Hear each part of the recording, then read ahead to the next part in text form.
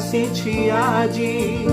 ଶୁଣ ଭାଇ ଏ ଭଉଣୀ, ନିରାଶାରେ ଅଛ କି ଆଜି?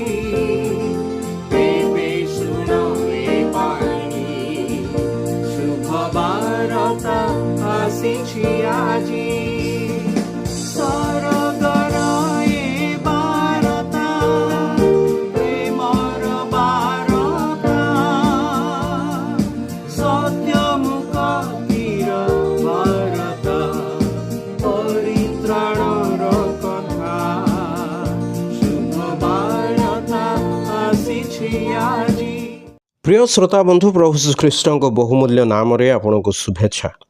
ପବିତ୍ର ବାଇବଲର ଗୀତ ସଂହିତା ପୁସ୍ତକ 103 ଗୀତର 12 ପଦରେ ଆମମାନେ ଏହିପରି ପାଠ କରୁ, ପୂର୍ବରୁ ପଶ୍ଚିମ ଯେତେ ଦୂର, ସେ ଆମ୍ଭମାନଙ୍କ ଠାରୁ ଆମମାନଙ୍କର ଅପରାଧ ସେତେ ଦୂର କରିଅଛନ୍ତି।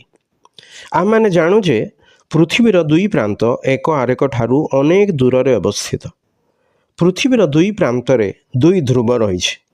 ଜ୍ୟୋତିର୍ବିଜ୍ଞାନୀମାନଙ୍କ ଅନୁସାରେ ଏହି ଦୁଇ ପ୍ରାନ୍ତ ମଧ୍ୟରେ ଥିବା ଦୂରତା ପ୍ରାୟ 20,021 କିଲୋମିଟର।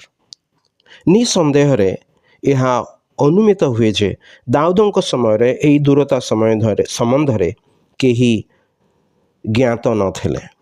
ତଥାପି ସେ କହନ୍ତି, ଯେତେବେଳେ ଈଶ୍ୱର ମନୁଷ୍ୟର ପାପକୁ ଦୂର କରନ୍ତି, ସେତେବେଳେ ସେ ପୂର୍ବରୁ ପଶ୍ଚିମର ଦୂରତା ଯେତିକି ଦୂର ସେତିକି ଦୂର କରିଦିଅନ୍ତି। ପ୍ରଭୁ ଆମର ପାପକୁ ଦୂର କରନ୍ତି, ଅର୍ଥାତ୍ ସେ ଆମର ପାପ ସବୁ କ୍ଷମା କରନ୍ତି। ତେବେ କିପରି? ପ୍ରଭୁ ଯୀଶୁଖ୍ରୀଷ୍ଟ କ୍ରୁଶରେ ମୃତ୍ୟୁଭୋଗ କଲେ, ପୁଣି ମନୁଷ୍ୟର ପାପର କ୍ଷମା ପାଇଁ ତୃତୀୟ ଦିନରେ ମୃତମାନଙ୍କ ମଧ୍ୟରୁ ଉତ୍ଥିତ ହେଲେ।